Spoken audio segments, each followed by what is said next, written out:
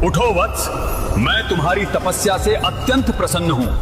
बताओ तुम्हें क्या चाहिए? प्रजापति, हम चाहते हैं कि हमारे लिए 3 दिव्य नगर निर्मित हों, एक स्वर्ण का, एक रजत का और एक लौह का। वे अंतरिक्ष में सदा विचरते रहें और हमारी मृत्यु केवल तभी संभव हो जब सहस्त्रों वर्षों में एक बार पुष्य नक्षत्र का दुर्लभ संयोग बने, तीनों नगर एक सीधी रेखा में आए और एक ही बाण से कोई देवता उन्हें एक साथ भेद दे, तभी हमारी मृत्यु संभव हो। प्रभु प्रभु रक्षा कीजिए, प्रभु प्रभु रक्षा कीजिए। प्रभु ब्रह्मा के वरदान से वे लगभग अमर हो चुके हैं। यदि अभी उन्हें न रोका गया तो वे समस्त ब्रह्मांड का संहार कर देंगे। क्या हुआ? आप सब यही सोच रहे हैं ना कि आखिर चल क्या रहा है?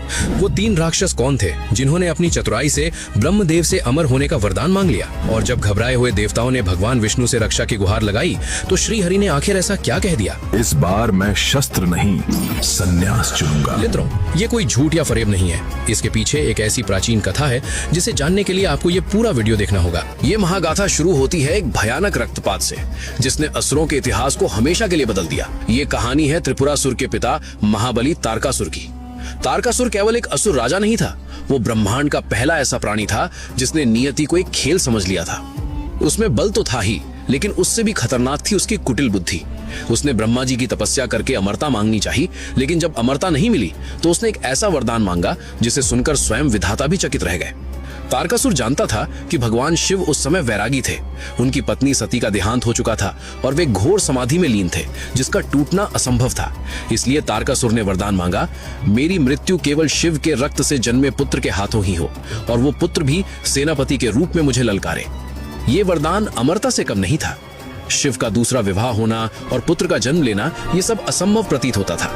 वरदान मिलते ही तारकासुर का असली रूप सामने आया। उसने स्वर्ग लोक पर आक्रमण कर दिया, देवताओं को रस्सियों से बांधकर अपने महलों में झाड़ू लगाने पर मजबूर किया।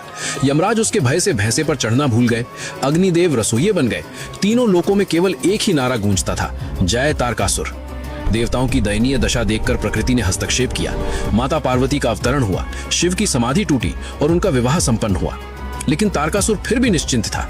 वो सोचता था कि शिव का पुत्र अभी जन्मेगा, बड़ा होगा, युद्ध सीखेगा, तब तक हजारों साल बीत जाएंगे। लेकिन वो भूल गया था कि शिव का पुत्र कोई साधारण बालक नहीं होगा। शिव के तेज और अग्नि के गर्भ से जन्म हुआ कार्तिकेय का, स्कंद का। जन्म के कुछ ही दिनों के भीतर वो बालक देवताओं का सेनापति बन गया। 6 मुख और 12 हाथों वाले उस बालक के हाथों में दिव्य शस्त्र थे। तारकासुर को जब पता चला कि एक छोटा बालक उसे युद्ध के लिए ललकार रहा है, तो उसका अट्टहास पूरे ब्रह्मांड में गूंज उठा। उसने अपनी विशाल सेना के साथ कुरुक्षेत्र के पास डेरा डाला। उसने सोचा था